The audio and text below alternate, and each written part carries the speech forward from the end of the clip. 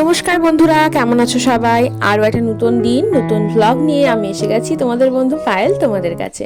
আরও একটা সকাল শুরু হয়ে গেছে। ঘুম থেকে উঠে একটুখানি ঠাকুর প্রণাম করেই চলে এসেছি আগে রান্নাঘরে। আর রান্নাঘরটা এসে এই কাউন্টার টপটা আর গ্যাসটা আগে মুছে নেব। প্রত্যেকদিন সকালে কাজ শুরুর আগে এটুকু করি, না হলে তো আর কাজগুলো শুরু করা যায় না। কারণ ওই যে আমার বাড়িতে এত টিকটিকি যে কী বলবো। আর রাতের বেলা না জানি কি হেঁটে গেছে আরশোলা না টিকটিকি, কেই বা জানে।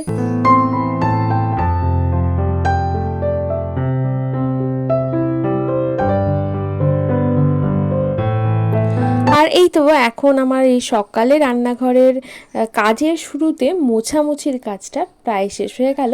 আর এখন চলে যাব একদম কলপারে। কয়েকটা কাপড় চোপড় রাখা আছে যেগুলো ভেজানো হয়নি। ন্যাচারালি আমি রাত্রেই ভিজিয়ে রাখি, তো কোনো কোনো দিন হয় আমি ভুলে যাই বা ভাবি যে একটু পরে করছি করে ইচ্ছে হয় না, তো সেই দিনগুলোতে সকালে ভিজিয়ে রাখি। তো আজকেও সেরকমই একটা দিন, যেদিন আগের দিন রাতে আর ভিজিয়ে রাখা হয়নি, তো সেই কারণে আমি এখনই কাপড় চোপড়গুলো ভিজিয়ে দিচ্ছি। আর জানো তো এই জলের সার্ফের মানে কতটা পরিমাণ, সেই আন্দাজটা আমার আজ অবধি হয়নি। কখনো বেশি দিই, কখনো কম দিই। তো যাই হোক, অনেকগুলো কাপড় চোপড় আছে, চলো এক এক করে এগুলো ভিজিয়ে নিই।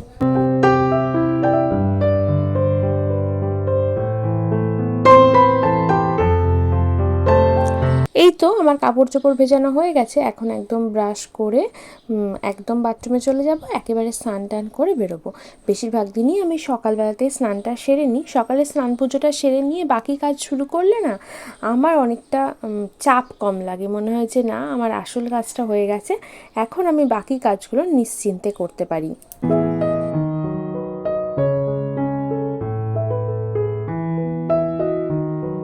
দুধটা গরম করতে বসিয়ে দিয়ে না আমি স্নানে গেছিলাম। তো স্নান করে আস্তে আস্তে আমার দুধ সমস্ত কিছু গরম হয়ে গেছে। কিছুটা দুধ আলাদা করে নিলাম চা করার জন্য, আর কিছুটা রাখলাম মিষ্টির জন্য, মানে মিষ্টি খাবে সেই জন্য অন্য বাটিতে করে একটু ঠান্ডা হতে দিলাম। একটু ঠান্ডা হয়ে গেলে তখন ওকে বোতলে করে দিয়ে দেবো। আর চাও করে নিচ্ছি আমি আমার জন্য, বুনুর জন্য, আর দাসবাবু আর কাজে দিদি কাজ করতে আসবে সেজন্য। আমি আর বুনু অবশ্য হাফ কাপেরও কম করে নেব, ওই দাসবাবুকে একটুখানি সঙ্গ দেওয়ার জন্য আর কি। আমার জোয়ানটা বাড়ন্ত হয়ে গেছে, সেজন্য আমি জোয়ান জলটা ভেজাতে পারছি না। আজকাল আনবো করে ওটার কথা আর মাথায় থাকছে না। আর মেথির জলটা ভিজিয়েছিলাম, সেটা দাসবাবুকে দিয়ে দিলাম। তো চলো এখন হচ্ছে চাটা ওদিকে হতে থাক, আর আমি যাই একটু আমার বাড়ির পাশে দোকানে। দুধ চা না আমার একটুখানি বেশ করে না ফুটালে শান্তি হয় না। তো বেশ গ্যাসটা কমিয়ে দিয়ে আমি চাটাকে ফুটতে দিয়েছি, আর আমি হচ্ছে বাজারে যাব। তো দেখো এদিকে কি ভুলো মন আমার, বাজারের ব্যাগটাই নিতে ভুলে গেছিলাম। আবার ঘুরে এলাম, এসে বাজারের ব্যাগটা নিয়ে যাচ্ছি। ও একটুখানি আলু আর ডিম কিনবো, এই দুটোই বাড়ন্ত আছে। তো তারপরে এই যে এখন চাও হয়ে গেছে, চা ছেঁকে নিয়েছি, ওইদিকে দিদির জন্য রাখলাম। আর এইদিকে আমাদের 3 জনের 3 কাপ, আর তার সাথে মিষ্টির দুধ। চাটা খেয়ে বেশ কিছুক্ষণ গল্পগুজব করে বরকে একটু পাটা মালিশ করে দিয়ে, পা মালিশ বলতে ওকে রোজই সকালে একটু হাত পা টিপে দিতে হয়। ও বলে রান্না একটু পরে করবে, কিন্তু আমার কাছে আগে বসো, আমার হাত পা একটু মালিশ করে দাও। তো ওই একটু টিপে টিপে দিয়ে তারপরে চলে এসেছি রান্নাঘরে। দেখো অনেক কাজ গুছিয়ে নিয়েছি, আর এগুলো গোছাতে কিন্তু বেশ সময় লাগে, মানে সবচেয়ে বেশি সময় যেন এই গোছ গাছেই লেগে যায়। ওদিকে পেঁপে দিয়ে মুসুরির ডাল করলাম, আর এখানে ভাত বসিয়েছি। আর কি কি গুছিয়েছি সেটা দেখালাম। এদিকে হচ্ছে দেখো এটা কি গরম, সজনে ডাঁটা চচ্চড়ি করব সর্ষে আর এই সর্ষে বাটা দিয়ে। তো কয়েকবার রসুন লঙ্কা সর্ষে একসাথে বেটে নিচ্ছি। আর করব হচ্ছে উচ্ছে ভাজা, আর তার সাথে হচ্ছে করব ডিমের একটা মাখো মাখো কারি। তো আমার বর আর আমার বুনু দুজনেই না এই হচ্ছে সজনে ডাঁটা দিয়ে চচ্চড়ি এটা খেতে খুব ভালোবাসে।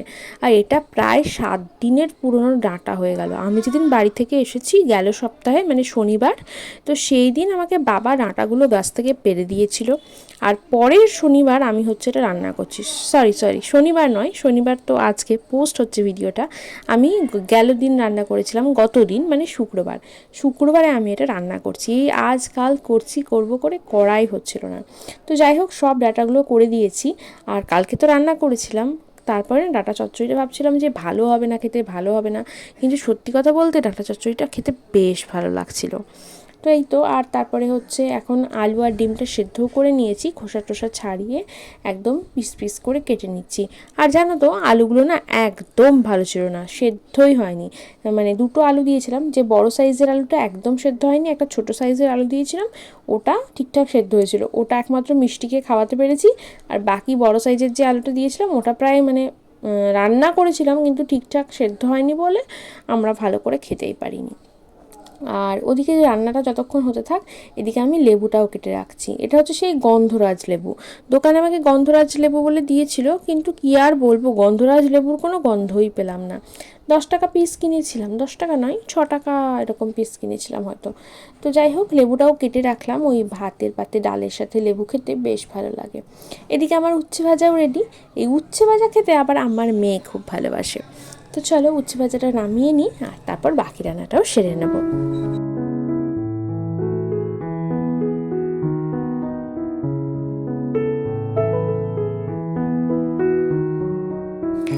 আমরা যারা গৃহিণী আছি তারা কিন্তু সবসময় রান্না করার সময় খেয়াল রাখি যে কে কোন জিনিসটা ভালোবাসে, কে কোন জিনিসটা ভালো খায়, সেই মতো সবার পছন্দ মতো রান্নাগুলো কিন্তু করি। দেখা যায় এই সবের মাঝখানে যে আমাদের পছন্দের রান্নাটা আস্তে আস্তে হয়তো রান্নার তালিকা থেকে বাদ পড়তে থাকে। অনেক সময় বাদ পড়ে যায় কারণ দেখা যায় যেটা আমি ভালোবাসি সেটা হয়তো আমার বাড়ির লোকেরা পছন্দ করে না, সেই কারণে দেখা যায় যে আস্তে আস্তে বাদ পড়ে যায়। তবে আমি চেষ্টা করি যে যেটা ভালোবাসি সেটা ওদেরকেও একটু করে খাওয়াতে, তাহলে হয় কি আমার ভালোবাসার রান্নাটাও করা হয় আর সবাই মিলে খাওয়াও হয়।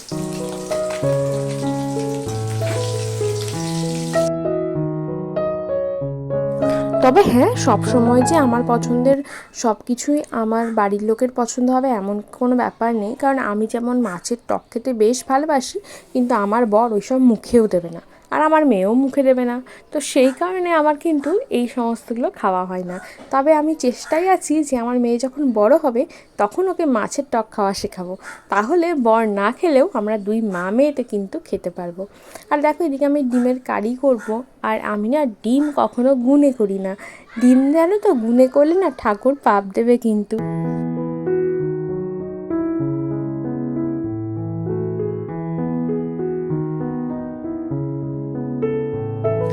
আর একদম বেশ কষা কষা করে করছি, একদম তেলে ঝোলে মশলাতে এরকম আর কি।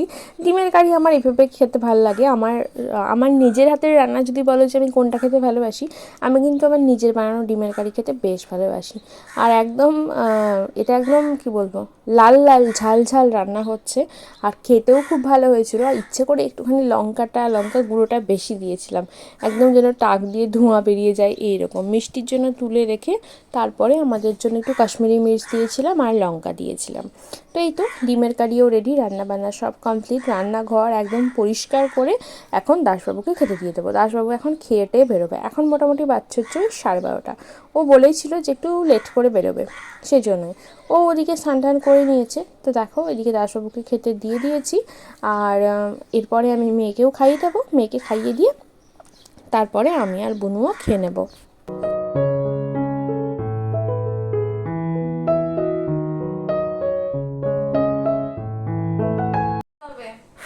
আমার মেয়েটা না মোটা হয়ে যাচ্ছে, আমার মেয়েটা খুব চিন্তা।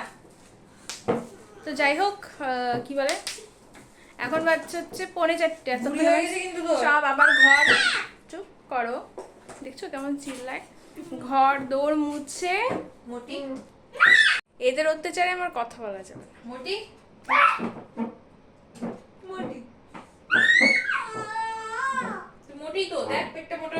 তো স্নান করে সমস্ত কিছু একেবারে বাসনপত্র ধুয়ে মেজে ঘর দোর মুছে টুছে কাপড়গুলো তো ভিজে গেল। আমি মানে ছাদে কাপড় আছে সব ভিজে গেল।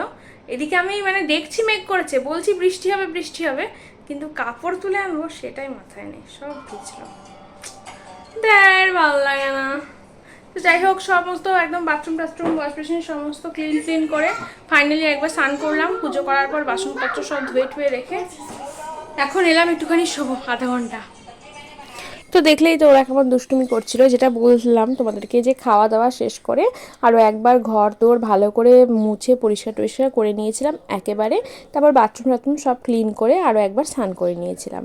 আর এই যে এখন মোটামুটি 5টার মতো বেজে গেছে। এখন হচ্ছে আমার বোনের বান্ধবী এসেছিলো, ওর জন্য একটুখানি শরবত বানিয়েছিল বুনু, আর আমি এদিকে ফুচকা নিয়েছিলাম। এটা হচ্ছে সেই শুকনো আলু দিয়ে লবণ দিয়ে ফুচকা, এটা খেতে আমরা বেশ ভালোবাসি।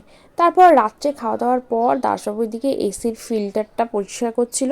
তো দেখো কি পরিমাণ নোংরা জমেছে যে কি বলবো, পুরো ধুলোতে একদম কি বলবো ছেয়ে গেছে। আর খাওয়া দাওয়ার পর মিষ্টি আবার একটা রসগোল্লা খেতে চেয়েছিল, তো মিষ্টিকে মিষ্টি খাইয়ে আজকের ব্লগটা শেষ করছি। চলো দেখা হচ্ছে কাল, টাটা।